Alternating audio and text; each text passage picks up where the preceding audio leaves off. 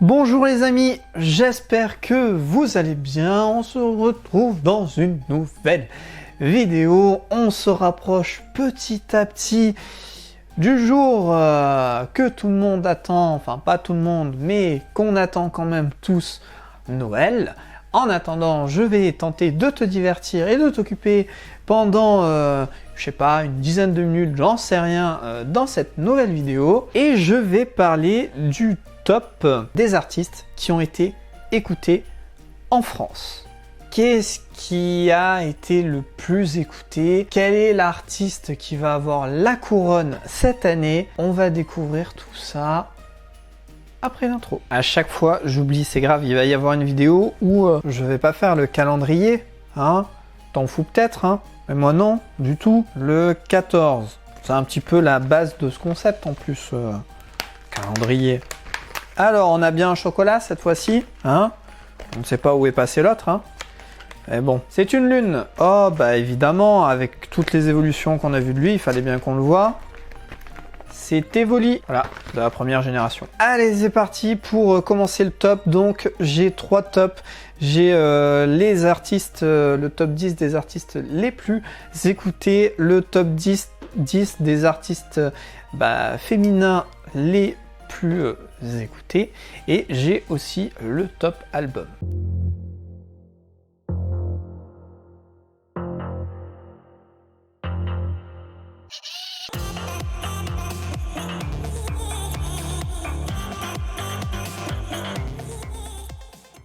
Hop là, alors j'interromps la vidéo pendant 2 petites secondes, juste pour dire que ça sera pas un top 10, mais un top 5 pour chaque catégorie, parce qu'en fait, je me suis rendu compte que la vidéo serait trop longue, et du coup, ça sera mieux avec un top 5, donc à chaque fois que je dirai top 10, ou voilà, c'est un top 5. Allez, je te laisse reprendre la vidéo.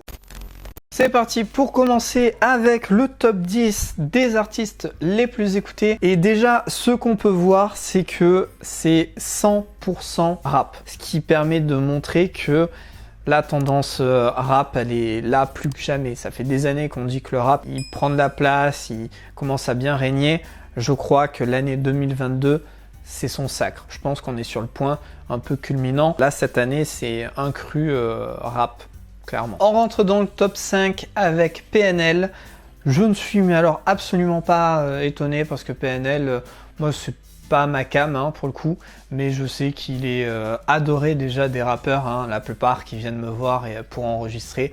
Il y en a plein qui s'inspirent de lui. Et puis il est très apprécié du public aussi. 5e place, ça ne m'étonne pas.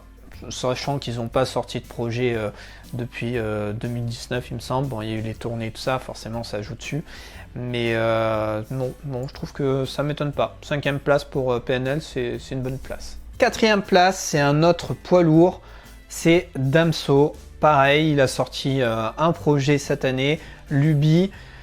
Damso, c'est pareil, c'est pas un artiste... il y a des projets des fois que j'aime bien kiffer, mais c'est pas un artiste spécialement que je suis dans ses projets. Par contre, c'est un artiste qui inspire beaucoup d'autres personnes. J'ai aussi des artistes qui s'inspirent pour les textes, pour la manière de poser par rapport à ce qu'il fait.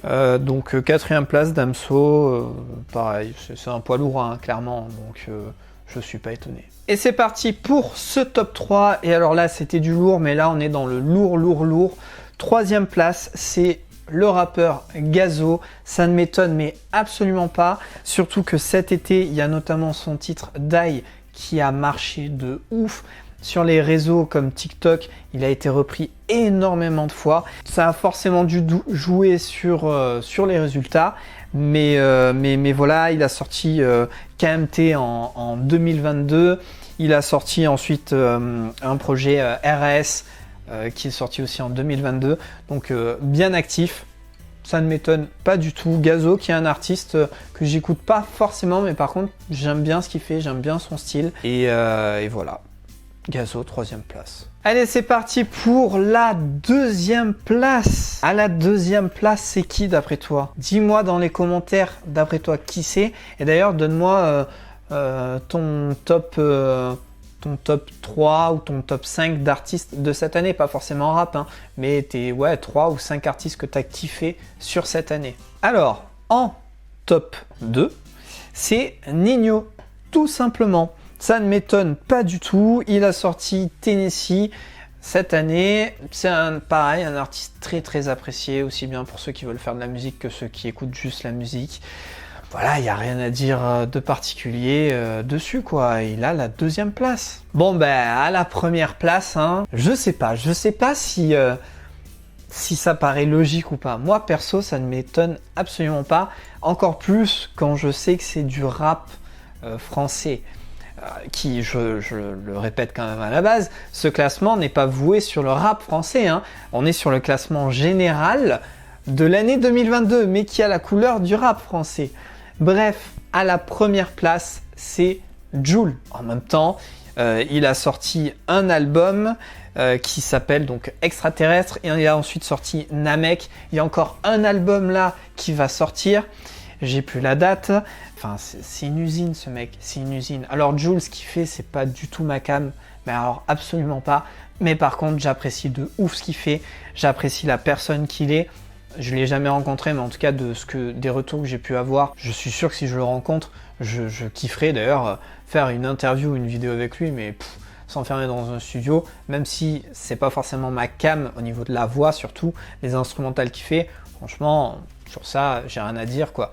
Donc voilà, 1re place, Jul.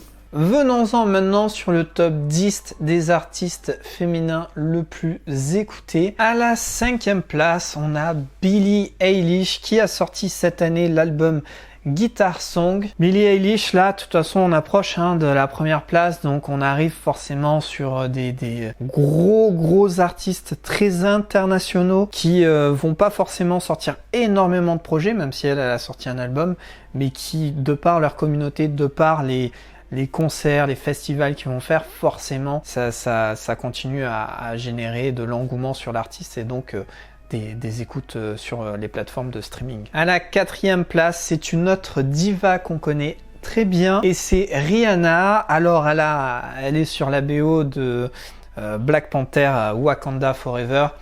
J'ai pas vu le film, mais ce que je veux dire par là, forcément, ça reste quand même une grosse franchise, donc ça a des retombées sur Rihanna. Et puis ça reste de toute façon Rihanna avec une discographie très large et vaste, même si elle n'a pas forcément sorti de projet cette année.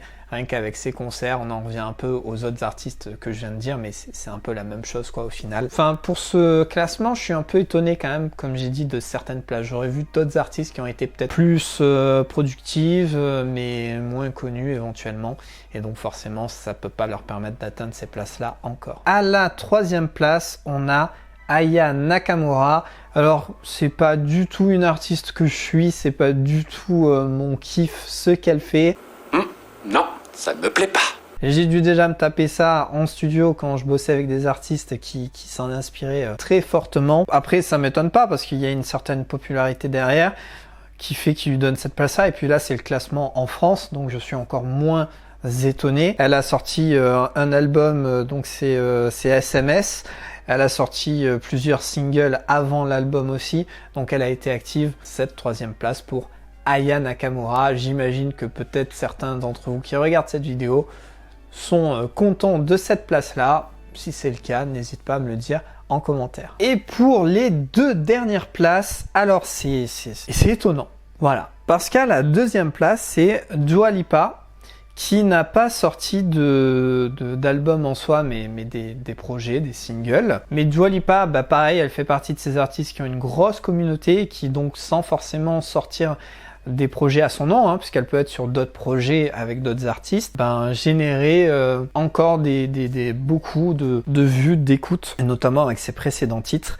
Et donc, elle est à la 2e place. Et si je dis que c'est assez étonnant, tu vas comprendre par rapport à celle qui est à la 1re place. Et à la 1re place, celle qui a la couronne, c'est Angèle. En même temps, elle a sorti l'album 95 La Suite. C'est une artiste qui joue sur 2 tableaux puisqu'elle est belge, mais elle est comptée comme musique francophone et elle est très appréciée. 1re place. C'est quand je disais que c'est un peu étonnant, parce que Dua Lipa, c'est une artiste international. Angèle aussi, mais on est sur des levels qui sont totalement différents. Et c'est Angèle qui a la première place. C'est tout simplement parce que là, c'est le classement français et que c'est dans nos habitudes, ce qu'on écoute, etc. Et ça montre bien qu'au final, les titres francophones, eh bien, ça a le pas sur les titres anglophones et hispaniques, par exemple. Alors qu'il y a quelques années, c'était pas forcément ça. Là, c'est pareil, on voit un peu un tournant. Angèle, première place, en vrai, est-ce que ça m'étonne? Absolument pas. C'est plutôt cool ce qu'elle fait. Et on va finir avec le top 10 des albums les plus écoutés sur Spotify en France, puisque tout ça, ça tient compte de Spotify. On rentre dans le top 5. Tiakola avec l'album Mélo. À la 4e place, c'est Orelsan. Et là, ça me fait plaisir. Il est dans le top 5 avec Civilisation.